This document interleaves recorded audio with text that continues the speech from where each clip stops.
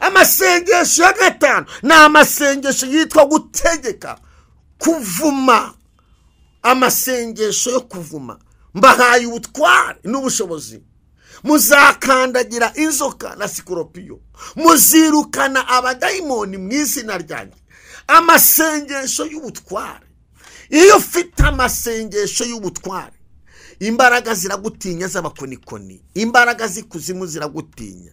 Imana ikuremera inkoni. Dore impamvu ibikuzengereje bitakurekura. Nta nkoni y'umwuka wera ufite, nta nkoni y'amasengesho ufite.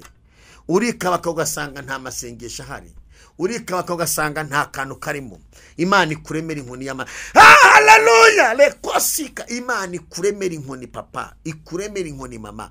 Imana ikuremera. Fata inkoni. Imana niguhereza inkoni, niguha inkoni gukubitira abanzi bawe. Imana niguha inkoni gukubitira abarabacuragura, abararabatongera, abaguha iminsi, abagambana. Imana ikuremera inkoni mu izina rya Yesu. Iyi ni inkoni ugomba kwicumba muri aya mezi. Imana ikuremere inkoni. Inkoni yarabije ni iyande. Hari inkoni y'umugaragu w'Imana ngo yarabije. Inkoni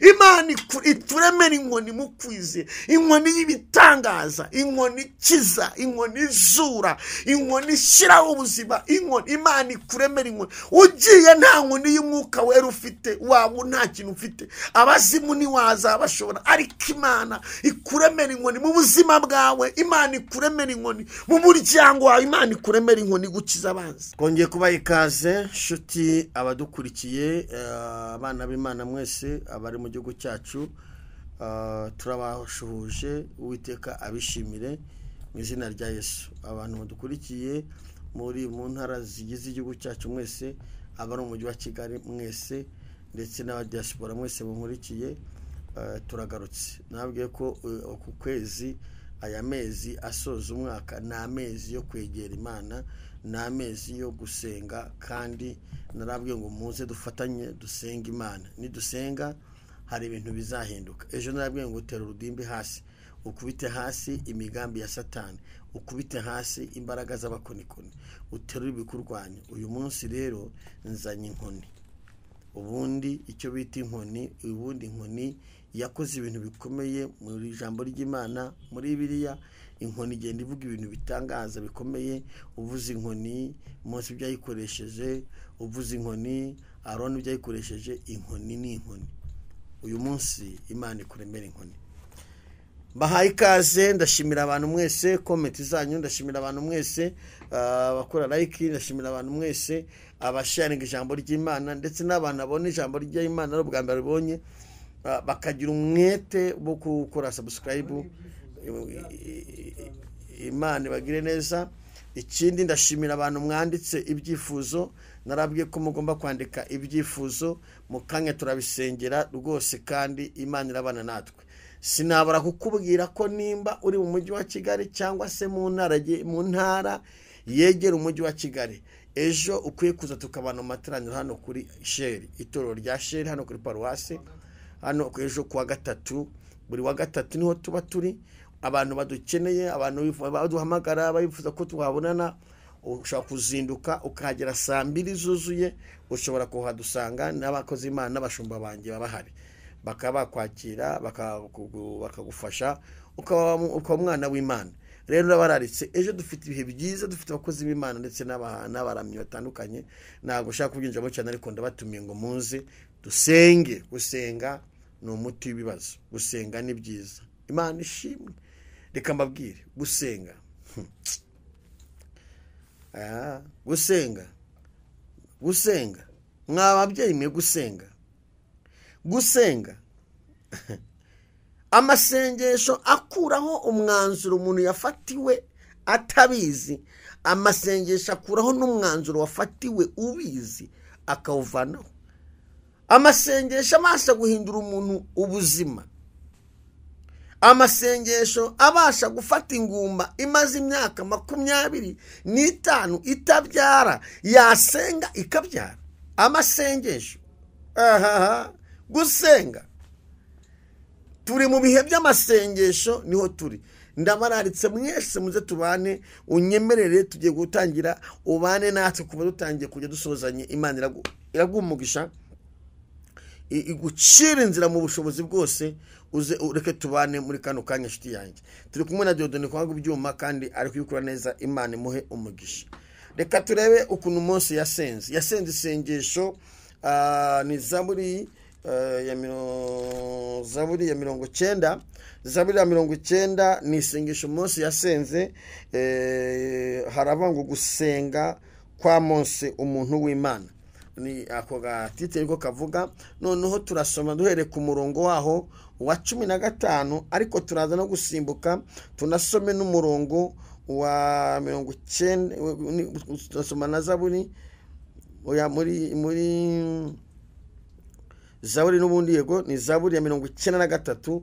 Turasoma Zaburi ya 90, dusimbuke dusome na Zaburi ya 93 ku murongo wa 4. Rero uraza kubona impinduka mu masengesho. Gusenga bikora ibintu bikomeye, gusenga biritura ibintu. Ntabwo twagiye kure y'ikiganiro, ni mu kiganiro mu indani ho turi. Noneho ikiganiro tukirimo neza, ubu tukirimo neza. Ikiganiro ni inzira y'umukiranutsi, irahari ntizigera iva. Turi kureba ese inzira y'umukiranutsi iva he, iboneka hehe? Iva mu masengesho. Gusenga n'uyu mwanya Imana yagukiza, ayuri kurira n'uyu mwanya Imana yakugarukaho. Katurebe uko Mose yasenze. Gusenga kwa Mose 15 haranditse ngo utwishimishe ibyishimo bingana n'iminsi watubabarijemo n'imyaka twabonyemo ibyago. 16 umurimo wawe utubonekere abagaragu bawe, gukomera kwawe kumenyekanire ku bana bacu. 17 ubwiza bw'Uwiteka Imana yacu bube kuri twe, kandi udukomereze imirimo y'intoki zacu. Imana ishimwe. Nuko imirimo y'intoki zacu uyikomeze, nuko imirimo y'intoki zacu uyikomeze. Uyu ni Mose wasenze isengesho amaze kubona gusenga iyakurikiye imuremeye igitangaza, ifashe ibyari ibibazo ibishimbuje amashimwe. Arabireba aravuga ati ubwo ibyari ibibazo, ubwo narindi mu mazi abira, ukaba amazi abira Imana yahinduye ibyishimo. Reka senga isengesho ryo gushinganisha, nsenga isengesho nsaba kwishima, nsenga isengesho nsaba uburinzi. Haleluya! Nsenga isengesho. Aya ni amasengesho yasenze. Zaburi ya 93 ku murongo wa 4. Amajwi y'amazi menshi, umuraba ukomeye w'inyanja, Uwiteka uri hejuru abirusha imbaraga. Amajwi y'amazi menshi, umuraba ukomeye, Uwiteka uri hejuru abirusha imbaraga. Mu buzima umuntu wese muri iyi si ari kurwana n'amajwi, kabiri ari kurwana n'imiraba. Abagabo murimo murarwana n'imiraba, abakobwa murarwana n'imiraba, abasaza murarwana n'imiraba, abakecuru murarwana n'imiraba, abahanuzi murarwana n'imiraba, abashumba murarwana n'imiraba. Umuntu wese afite umuraba uri kumurwanya. Ariko ninde rekosika, ninde ubiri hejuru, ninde ubifitiye ububasha mw'isi? Uwiteka ubiri hejuru abirusha imbaraga. Haleluya! Uwiteka ubiri hejuru abirusha imbaraga.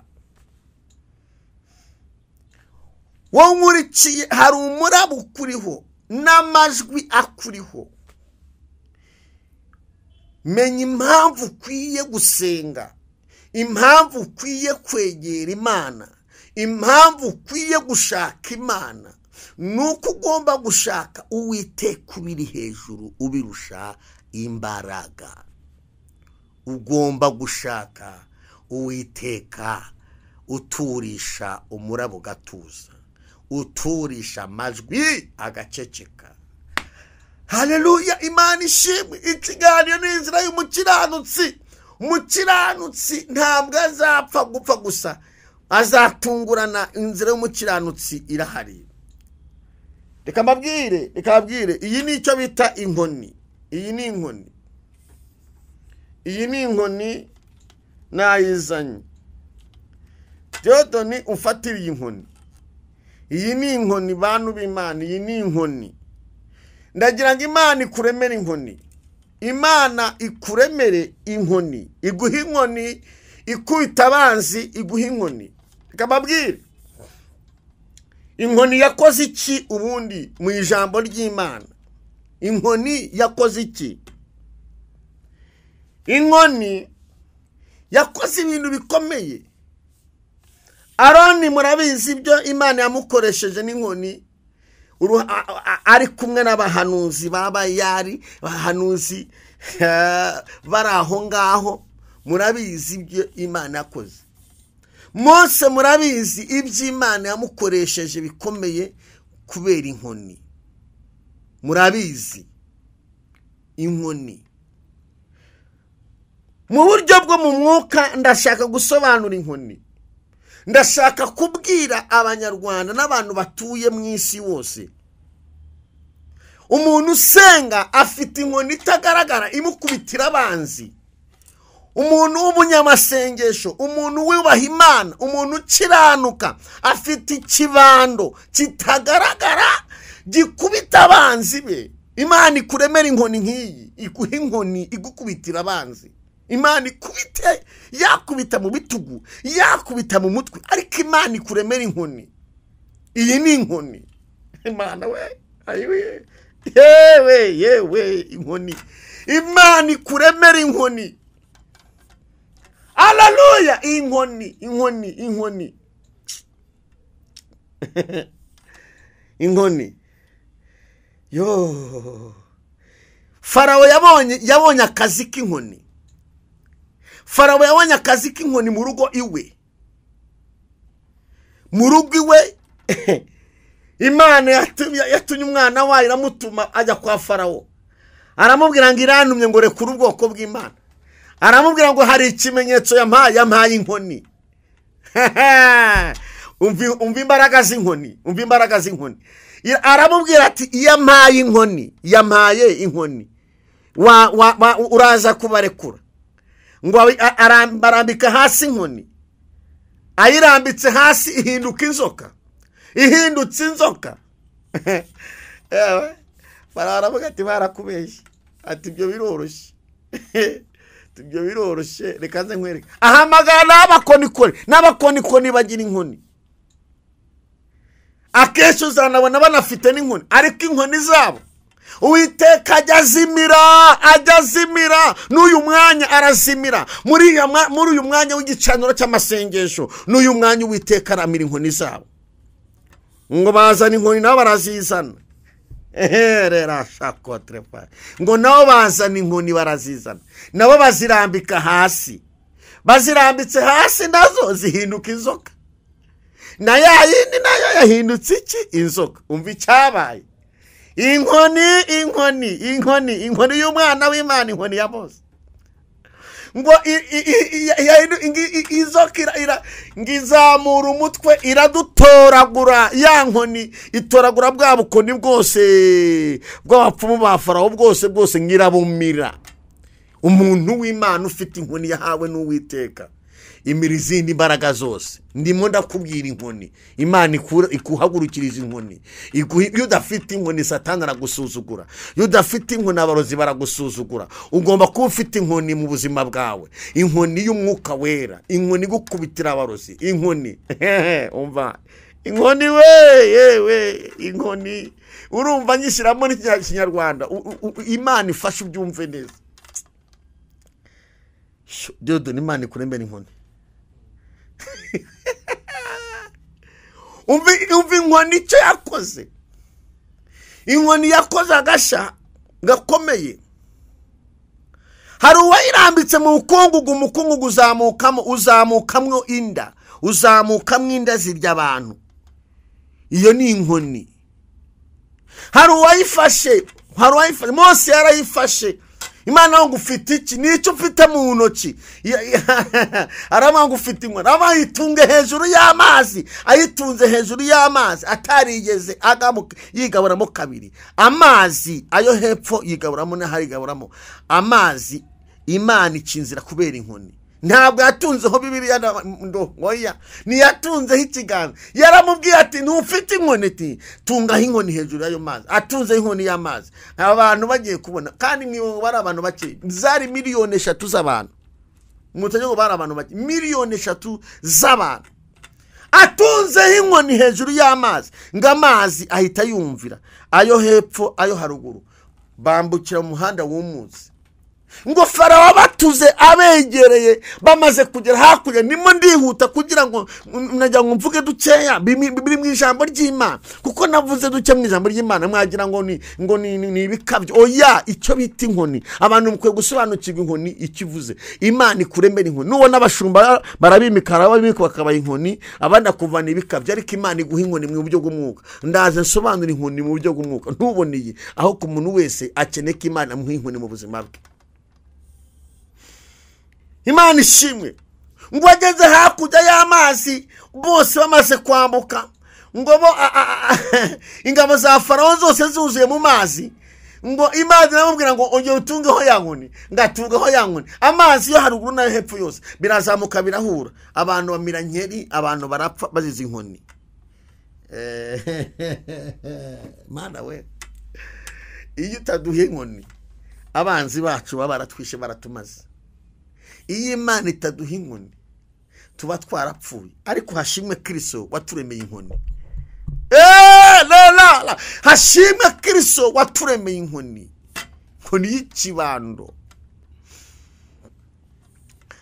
Amasengesho, ngiye kuvuga amasengesho agaragara nk'inkoni, inkoni z'amasengesho abantu bazimenye. Niba ufite urupapuro uzandike. Amasengesho umuntu asenga akijijwe, yihanye, yafashe umwanya akihana. Iyo ni inkoni ya mbere ikubita abadayimoni bakava mu nzira zawe. Gusenga amasengesho wihanye, iyo ni inkoni ya mbere. Iyo umuntu asenze amasengesho yihanye, aya masengesho usenze ugitangira kuvuga ngo Mwami Yesu, kubera ko aya masengesho ari konegite n'ijuru, lekosika, aya masengesho yirukana abadayimoni. Amasengesho y'inkoni. Inkoni ya kabiri ni amasengesho umuntu asenga ashima Imana, ayishimira ibyo yakoze, ayishimira ibyo yakoze, ayishimira imbaraga zayo, ayishimira gukomera kwayo. Ayo masengesho ni inkoni. Ni inkoni yitwa uburinzi. Iyo ushimiye Imana ibyo yakoze, Imana iguhagarara ikavuga ngo mwana wanjye ndakomeje kukurinda. Dawidi mu bushimbo yawe n'inkoni yawe nibyo bimpumuriza. Imana ikuremera inkoni inshuti yanjye. Imana ndagusenga, Imana iguha inkoni. Yo, Imana ifashe ubyumve neza. Imana ikuremera inkoni, inkoni. Icya gatatu, amasengesho ya gatatu ni amasengesho umuntu asenga afite kwizera. Yizera ko Imana asenga ari Imana ibohora, ari Imana ibohora. Lela, ari Imana ibohora, ari Imana izamura, ari Imana irinda, ari Imana rekosi ikora imirimo n'ibitangaza, ari Imana ivuga bikaba, yategeka bigakomera. Amasengesho umuntu asenga afite kwizera. Abantu benshi basenga amasengesho y'amatakirangoyi. Abantu benshi basenga amasengesho atarimo kwizera. Abantu benshi basenga amasengesho atunga abadayimoni. Senga amasengesho ahinduka inkoni zikubita abarozi bakuri imbere. Ntago abarozi zakubitisha amagambo, zabakubitisha inkoni Imana izaguha. Hallelujah. haleluya. Imana iguha inkoni nk'iya Mose, Imana iguha inkoni nk'iya Yosuwa, Imana ikuremera inkoni rekotrema, Imana iguha inkoni icecekesha amajwi y'amazi menshi n'umuraba ukuri imbere. Icyakane, amasengesho ya kane ni amasengesho yitwa ibisingizo, amasengesho yo gusingiza Imana. Amasengesho ya gatanu ni amasengesho yitwa gutegeka, kuvuma, amasengesho yo kuvuma. Mbahaye ubutware n'ubushobozi, muzakandagira inzoka na sikoropiyo, muzirukana abadayimoni mu izina ryanjye. Amasengesho y'ubutware. Iyo ufite amasengesho y'ubutware, imbaraga ziragutinya z'abakonikoni, imbaraga z'ikuzimu ziragutinya. Imana ikuremera inkoni. Dore impamvu ibikuzengereje bitakurekura. Nta nkoni y'umwuka wera ufite, nta nkoni y'amasengesho ufite. Urikaba ugasanga nta masengesho ahari, urikaba ugasanga nta kantu karimo. Imana ikuremera inkoni haleluya, lekosika. Imana ikuremera inkoni papa, ikuremera inkoni mama. Imana ikuremera, fata inkoni. Imana niguhereza inkoni, niguha inkoni gukubitira abanzi bawe. Imana niguha inkoni gukubitira abarara bacuragura, abarara batongera, abaguha iminsi, abagambana. Imana ikuremera inkoni mu izina rya Yesu. Iyi ni inkoni ugomba kwicumba muri aya mezi. Imana ikuremere inkoni. Inkoni yarabije ni iyande. Hari inkoni y'umugaragu w'Imana ngo yarabije. Inkoni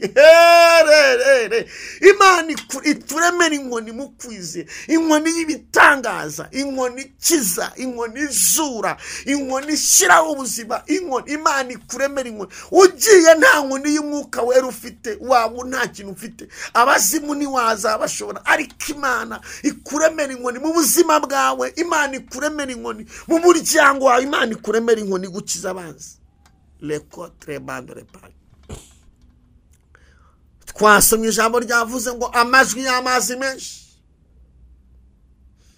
umuraba uri mu nyanja, Uwiteka uri hejuru abirusha imbaraga. Niba hari ikintu gikomeye muri bino bihe mw'abantu b'Imana, ni ikintu cyitwa amajwi, ni ikintu cyitwa umuraba. Kugira ngo ubashe gutsinda uyu muraba, nuko ugomba kuba ufite inkoni y'umwuka wera, nuko ugomba kuba ufite inkoni y'umwuka wera.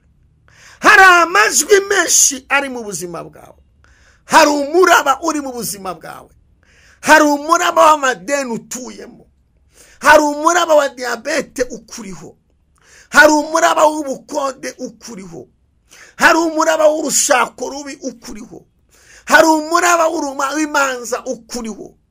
Iyo umuntu yicaye mu muraba ntashobora kwishima, kereka Imana iramuhaye inkoni yo kwicumba, inkoni akubita hejuru y'amazi akabona inzira yabuze inzira. Udafite inkoni urakubita hejuru ibibazo byagutsinda mu nzira. Ariko Imana ikuremera inkoni yo kwicumba muri aya mezi. Lo pe eniwo. Umushumba wacu yaravuze ngo urase ku kibazo. Imana iguha amavuta yo gukubita imbaraga zikurwanya. Zekotika mango ya erebo. Iyo udafite kwizera, umuraba uragutembana. Umuraba w'uburwayi uragatsindwa n'Imana. Imana igukiza uwo muraba. Umuraba wo kubura akazi uragatsindwa n'Imana. Muri aya masengesho turimo, ubu nahombye kuba nicaye hasi narambije ndi ku karago. Muri aya masengesho Uwiteka akuremera inkoni papa, Uwiteka akuremera inkoni ikomeye. Rera mbega inkoni mama, Uwiteka akuremera inkoni igukiza umuraba. Because iyo bataza kugira inkoni Imana yahaye Mose, bari kumira nyeri. Abana b'Imana bari kumira nyeri, ariko inkoni Imana yari yahaye Mose.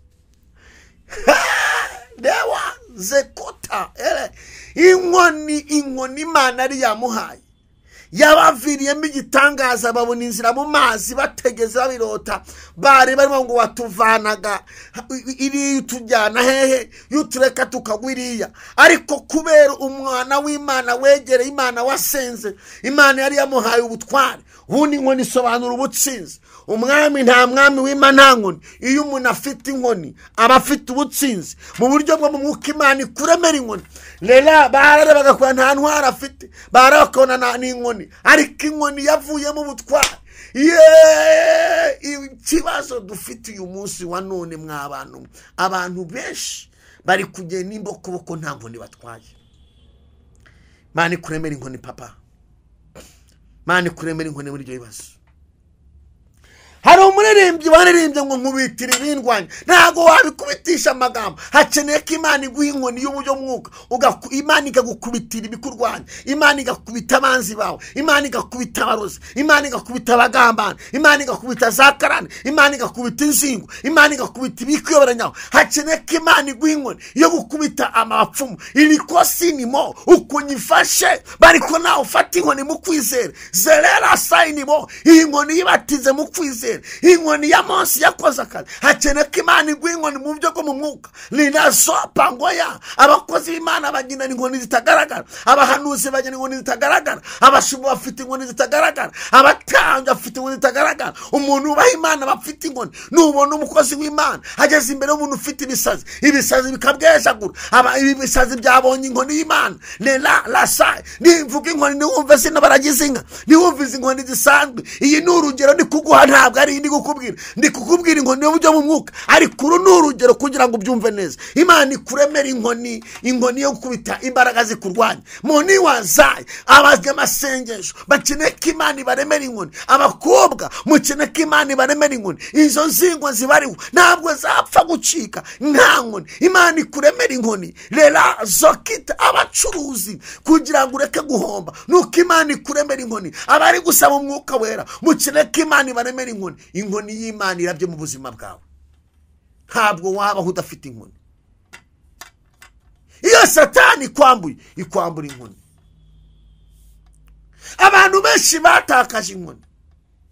Abantu batakaje inkoni yo kwizera, abantu batakaje inkoni y'agakiza, abantu batakaje inkoni yo kuririmba, abantu batakaje inkoni yo guhanura, abantu batakaje inkoni yo gusenga, abantu batakaje inkoni yo gukorera Imana, abantu babivuyemo, abandi bari gushinga utubari, abandi bari gutekenika. Ariko umva mubwire, ini wose kado Imana ni kuremera inkoni. Ngo hajya ngo umuntu uzavuga Imana neza ntazabaho. Umva nkubwire, uzabaho ibyaremwe byose biri mu kiganza cy'Imana. Imana itaguhaye umugisha nshuti yanjye. Ibyo wakora rwose wapfundikanye byose, Imana itaguha umugisha. Wahahira mu cyatobotse, ariko Imana iguhaye inkoni waroba bikemera.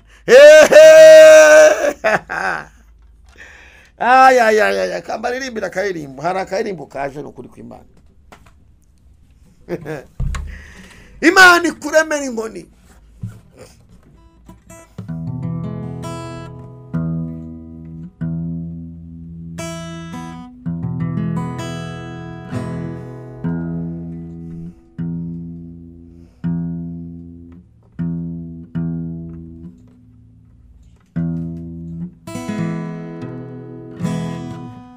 Ni wowe byiringiro cyanjye,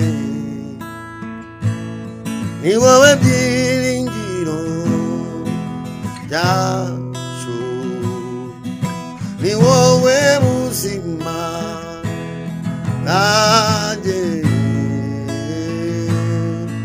Mwami Imana uri rurangiza, ni wowe byiringiro byanjye, ni wowe byishimo byanjye, ni wowe buzima bwanjye. Mwami wanjye uri rurangiza, urabikora Yesu we, urabikora bikagaragara, nta kintu na kimwe kijya kikunanira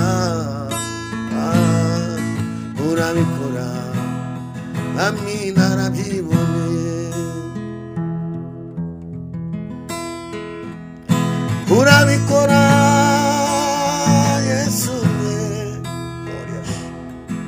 urabikora bikagaragara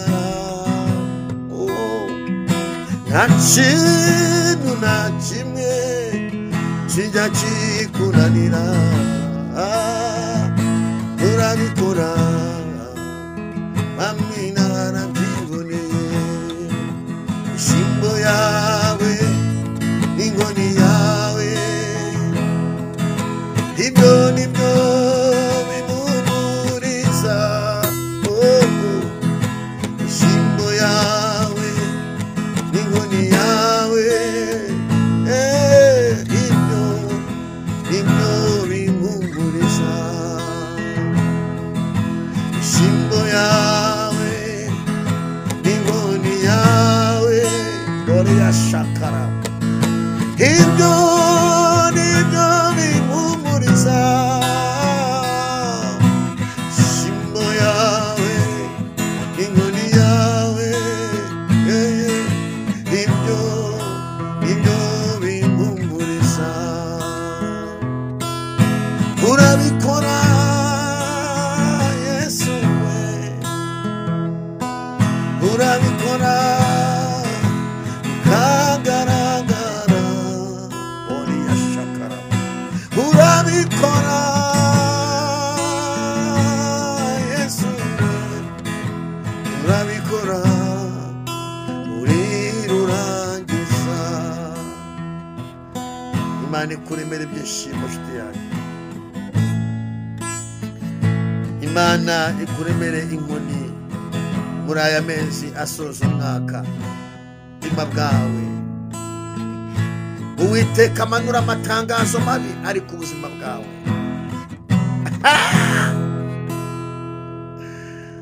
haleluya Imana ishimwe ikiganiro n'inzira y'umukiranutsi ninde wari gukiza abana b'Imana ninde nuwuhe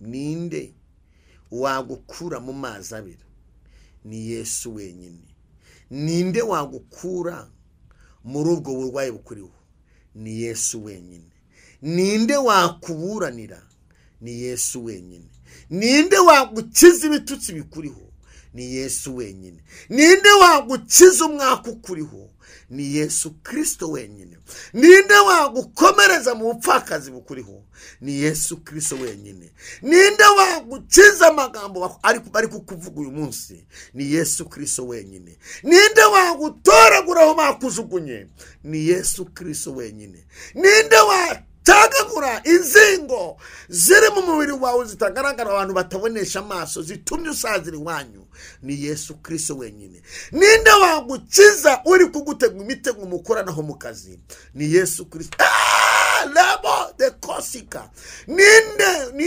ninde wagukiza imitego ikubikiriye ni Yesu Kristo wenyine ninde wagukiza diabete ikuri imbere yawe urwaye ni Yesu Kristo wenyine ninde wagukiza uruzero bakuroze ni Yesu Kristo wenyine ninde waguhagurukiriza amaboko akomeye abanyamumaro ni Yesu Kristo wenyine ninde waguha agaciro aho bajugunywe ni Yesu Kristo wenyine ninde se wipfubye umugabo w'abapfakazi ni Yesu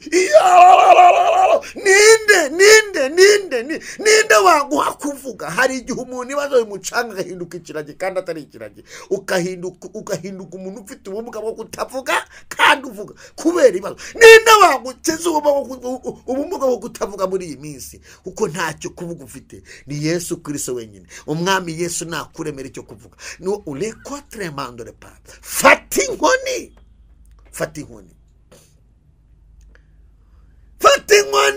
mwami wanjye ndagira ngo tubwire Imana ngo mwami fata inkoni dukubitire imbaraga ziturwanya nawe ufata inkoni yawe yo kwizera ufata inkoni yo gukirano ufata inkoni y'amasengesho ufata inkoni yo guhamagara Imana ninde wagukiza ibyo utazi ni Yesu Kristo wenyine. Ninde wo kugushyira mu gitabo cy'ubugingo? Ni Yesu Kristo wenyine. Ninde wo kugucira inzira ngo ugire agaciro, ugire imikorere mizima? Ni Yesu Kristo wenyine. Hari imikorere yapfuye n'ukuri Uwiteka aje kuzura. Lekos enemo nibyo mwatwandikiye, harana amafuti ibyifuzo bitandukanye, ariko ndajya ngo ufate inkoni muri kano kanya. Tewasika enemo lelasha erebori amando de wakindimo erefai. Fata inkoni mu kwizera, umwami Yesu aguhindura amateka.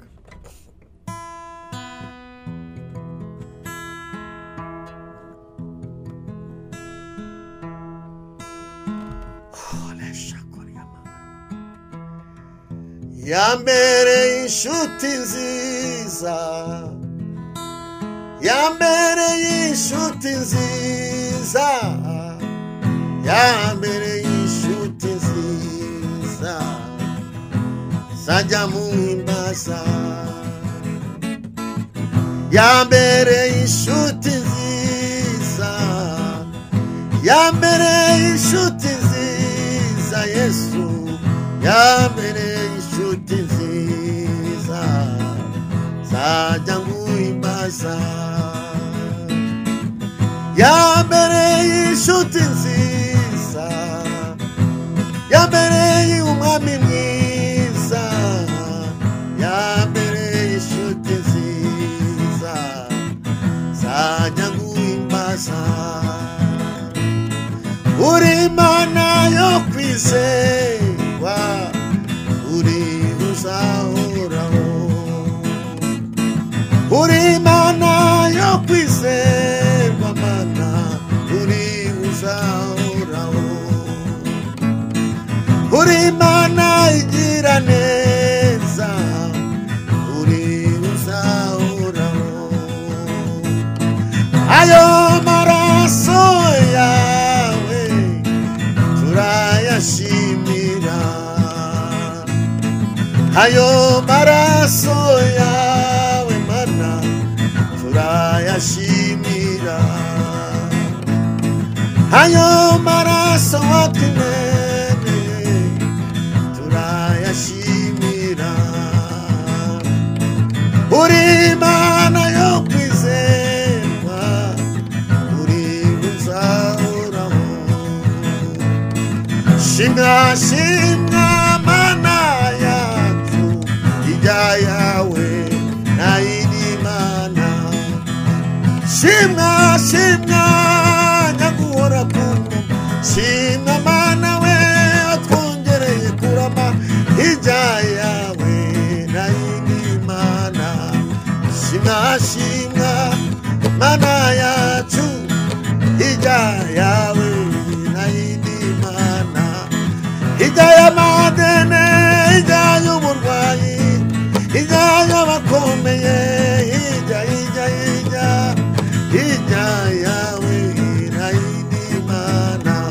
Waratwimanye Mana we, waratwimanye Mana we, na n'uyu munsi Mana urajya twimana, na n'uyu munsi Mana urajya twimana. Fata inkoni yawe Mana we, ungubitire ibirwanya Mana we, unyize agasuzuguro k'abazimu Mana we. Fata inkoni yawe Mana, unyize agasuzuguro k'abadayimoni Mana we. Fata inkoni yawe Mana, fata inkoni yawe Mana we, fata inkoni yawe Mana we, unyize agasuzuguro k'abadayimoni Mana we. Fata inkoni yawe Mana, ayi unyize agasuzuguro k'abadayimoni Mana we. Fata inkoni yawe Mana, fata inkoni yawe Mana we, fata inkoni yawe Mana. Imana ifata inkoni, lela elewoi, nekosinimo erefoyi. Ndagira ngo nkurice muri kano kanya uzamure ukwizera kudasanzwe, hanyuma dusengane nawe. Wowe nkurikiye uri hanze y'iki gihugu, wowe nkurikiye uri mu bitaro urwaye, wowe nkurikiye uri muri umujyi, wowe nkurikiye uri mu ntara, kuba Imana yarakurinze, kuba ugeze kuri aya matariki uri muzima, kuba utarapfuye, kuba ugihumeka, haleluya, kuba Imana yararinze urugo rwawe. Reba ibibazo biri mu isi, reba imitingito, reba indwara z'ibyorezo, reba z'amadiyabete, reba za kanseri, reba indwara zirimo ziza.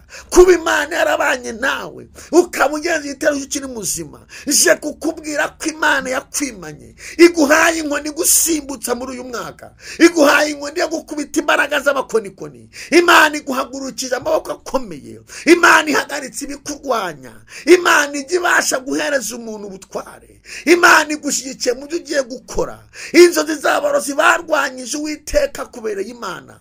Yewe mama, reka kwiheba, papa reka kwiheba, nubwo ubona bitinze. Imana yakoze ikintu gikomeye, kuba ugihumeka ni ikimenyetso cy'uko uzaba udasanzwe, ahazaza hawe harahari. Ndagira ngo dusengane nawe, ufate inkoni ya mu kiganza cyawe, uzamure ukwizera. Inkoni mu kwizera, ufata inkoni. Hari uwayifashe ajya gukubita ibimurwanya, nawe ufata inkoni muri kano kanya. Uwiteka agukubitire ibiguhiga, Uwiteka agukubitire kuje amahoro. Muzamura ukwizera. Data, mu izina rya Yesu Kristo wa Nazareti, uri Imana y'ububasha, uri Imana ikomeye. Abantu bazamuye inkoni zabo, bazamuye amasengesho.